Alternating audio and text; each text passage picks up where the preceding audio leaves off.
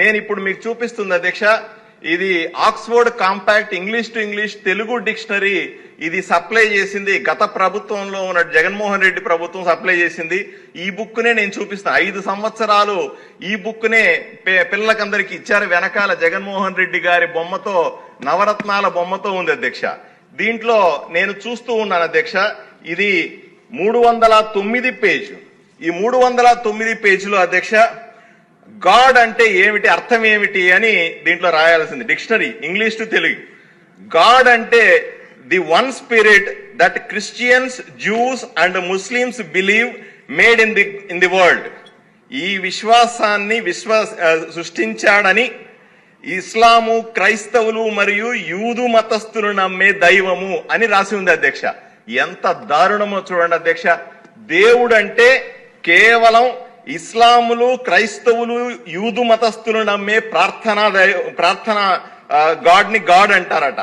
మరి నా రాముడు, నా కృష్ణుడు, నా వెంకటేశ్వర స్వామి జగన్మోహన్ రెడ్డి దృష్టిలో దేవుడు కాడా అని సూటిగా ప్రశ్నిస్తారు. ఇంత దారుణం, హిందువులను ఈ విధంగా మోసం చేయడం, అవమానించడం జగన్మోహన్ రెడ్డి ప్రభుత్వంలో స్పష్టంగా కనిపిస్తా ఉంది అధ్యక్ష.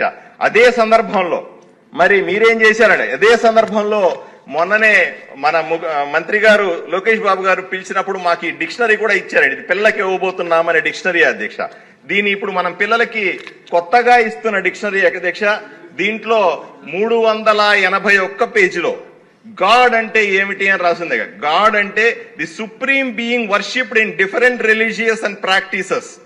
అంటే దేవుడు సృష్టికర్త, భగవంతుడు అని రాసింది అధ్యక్ష. ఈ విధంగా ఏ విధంగా గత ప్రభుత్వం చేసిన తప్పులని మనం సరిదిద్దే ప్రయత్నం చేస్తున్నాం.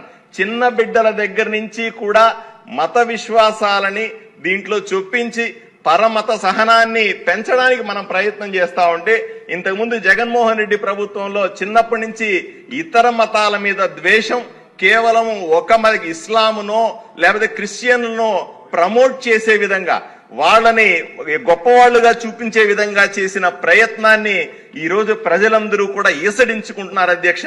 ఈ దుర్మార్గపు ప్రభుత్వం, వైఎస్ఆర్సీపీ ప్రభుత్వం పోయినందుకు, ఈ కూటమి ప్రభుత్వం వచ్చినందుకు ప్రజలు ఎంతో సంతోషపడతా ఉన్నారు.